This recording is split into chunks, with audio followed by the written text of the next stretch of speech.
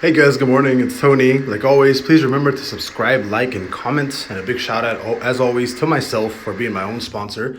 You guys can join the Patreon at www.patreon.com/but I'm not a trader. Again, there's been a lot of people joining, which is great. That's how you guys are gonna get grandfathered in because like I said before, when I stop being lazy, I will open up my actual website and I will start charging like $750 to like $1,000 for my strategy and indicators and everything that I know, right? So if you want to be grandfathered in, really good time to do it. It's just, it's more of a cost opportunity for you guys instead of, it's like $10 a month, bro, right?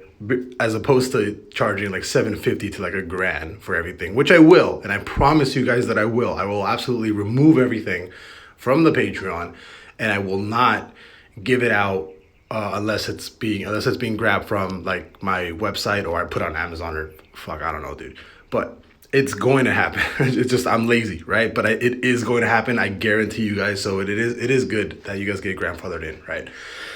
With that being said, I do want to go over the SPY. As you guys know, I've been extremely bearish on the SPY and nothing has changed. I still think we're going to go down. The current range right now for SPY right now, it's up here at these highs of 419 to these lows of 416. We're already starting to break that low range here, right? We're already starting to break that low range. We actually did break it, but we didn't actually close under it. So there's a really good chance you actually have that trend break too. So I think personally, we have a really good chance at possibly going back to this trend here, filling it at 416 and then dropping.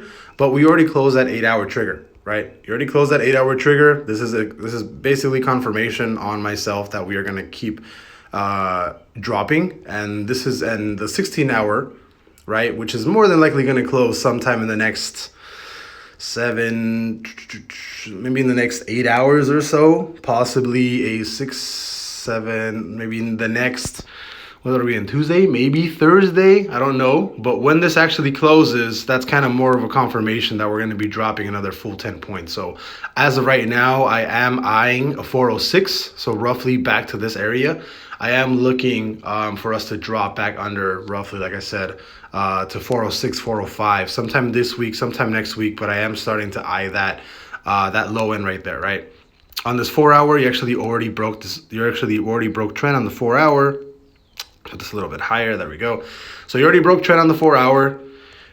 If we actually switch it, this actually looks like you already retested up here on the hour, but you could jump all the way up, maybe retest at like 417 or something, and then drop right back down. But overall, I'm like I've told you guys, I'm not bullish at all. I don't think we're gonna push to the upside.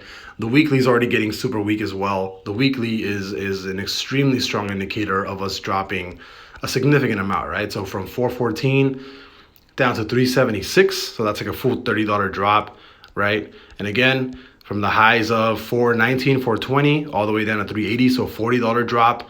If we do a $30 drop from these high wicks, right, from 420 to like it's basically a drop to 390 or a drop to 380 again. If we drop to 380, not only are you breaking this up